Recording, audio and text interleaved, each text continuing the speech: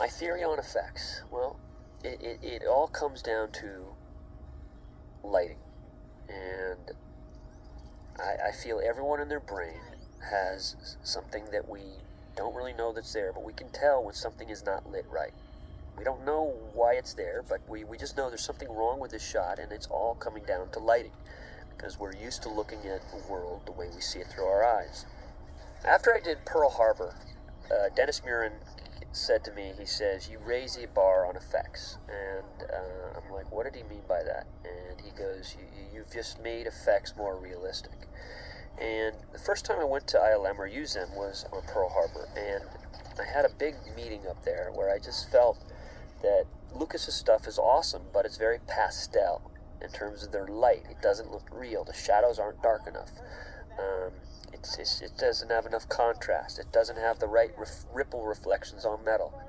So that was one of the big achievements I think we worked with on Pearl Harbor, in terms of shooting a movie at 12 o'clock noon and making it, not disguising it at night, and then showing it in broad daylight, and then making the planes as real as possible, and all these other ships. And so I think that's what Dennis was talking about. Well, you know, this, we had to take it to a brand new level in terms of trying to make reality here. So we spent a tremendous amount of time and software and just trying to invent new tricks on how to light these robots. They use this process called ray tracing. When you look at a car, you go out in a parking lot. I've shot a lot of car commercials, so I was trying to explain, you can't just have one quality of light on a car on a piece of sheet metal. It will reflect soft light, hard light, it'll have pings, it'll have long lines. Cars are like a nightmare to light in terms of if you're actually doing a total digital model of a car.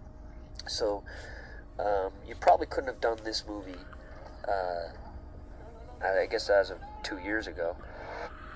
I'm going to pause the video. I'm taking a break. In terms of our effects, we had Industrial Lights and Magic that were heading up Transformers, and we had Digital Domain, which is an effects company that I recently purchased with a couple other partners. Those are the ones that did, both companies did the work for this movie.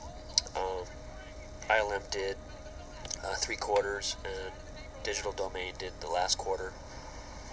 ILM came down and they talked to me about like something that was used in Star Wars 3. It was a digital model of a character that was kind of like a robot, and it was so uncomplicated. I'm like, guys, we have to go so much farther than this.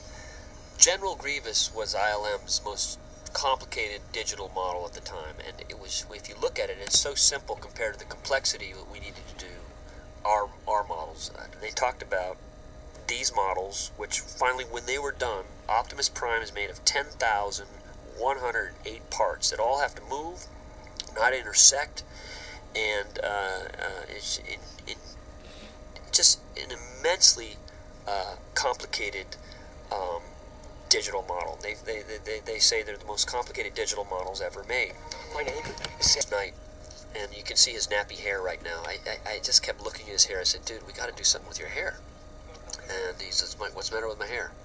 He says, it's just nappy. We gotta make it cooler. And I wasn't allowed to cut it because he was still shooting Disturbia. And this is his first scene for the movie. And those dogs chasing him are actually killer police dogs. And Shia's running, and there's a man in a big dog suit stands behind him, and he was there with a whip, and he was calling the dogs. Well, they actually missed the guy with the big dog suit where they're supposed to chomp on the arm, and they kept going after Shia. Shia was almost killed that night. I am not kidding you. Thank God he was fast. It wasn't good when the guy with the whip, he says, uh-oh, uh-oh. The whole crew started chasing after the dogs with the big chains on their necks, so we were able to tackle them. Military assistants, you have to have advisors on the set that are from the Pentagon that make sure that we're doing things correctly. They won't tell us like what lines we have to say and what we can't say, but it's just got to be accurate. Where Rachel here had to go into this room, I was just going to have her slip into the room, but we had to have this other guy knock on the window. That was the only way they were going to let me do this shot, because they would say there would be no way in the Pentagon for her to slip into a private room like this. So you got to make these little concessions here and there. you sure that would never happen? No way, that would be impossible. Are you sure? Nope, that's impossible. So, okay, I'm like, alright, this is the way we gotta block the scene. Satellite image day of official shooting right here at the New Mexico White Sands. Let's hope this telephone line works. Was I remember something we did in Armageddon where we did these primer cord explosions that